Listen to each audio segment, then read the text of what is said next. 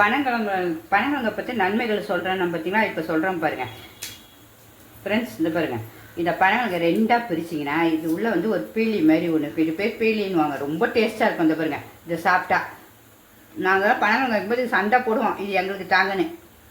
இது இந்த பனங்கிழங்கை வந்து இதை இப்படி உரித்து உங்களுக்கு கட் பண்ணி வச்சுருக்கேன். அந்த செய்யறதுக்கு 2 டிஷ்ஷு செய்ய போகிறேன், குழந்தைங்களுக்கு ஒன்றும் பெரியவங்களுக்கு ஒன்றும். அந்த இப்படி உடைச்சாலும் நல்லா வந்துடும் முத்தின கிழங்கு. அதை எடுத்து வச்சுருக்கேன். அதுக்கு வந்து பெரியவங்களுக்கு என்னென்னா இந்த ஒரு கப்பு சின்னதுக்கு, ஏன்னா எனக்கு ஒரு ஆளுக்கு தான் சாப்பிட போகிறேன், அதனால் காட்டுறேன்.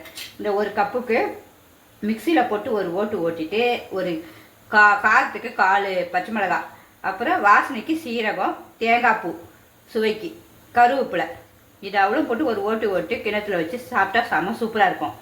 குழந்தைங்களுக்கு வந்து ஒரு கப்பு அதே கிழங்குல 1 ஸ்பூன் தேங்காய் திருவுனது, அப்புறம் நாட்டு சர்க்கரை இல்லை வெல்லம் இல்லை கற்பட்டி, இது ஏதாவது ஒன்று ஒரு 2 ஸ்பூன் போட்டு அதையும் அரைச்சிக்கணும். அரைச்சிட்டோன்னா காட்டுறேன். ஹலோ ஃப்ரெண்ட்ஸ், இதை பார்த்தீங்களா இப்போ அரைச்சாச்சு. மிக்சியில் ஒரு ஓட்டி 2த்தையும் அரைச்சாச்சு. எப்படி பவுட்ரு மாதிரி இருக்குங்க. அந்த பனங்கிழங்கு வந்து அப்படியே புட்டு மாதிரி இருக்கும். சாப்பிட்டு காட்டுறேன் பாருங்களா, அவ்வளோ ஒரு டேஸ்ட்டாக இருக்கும்.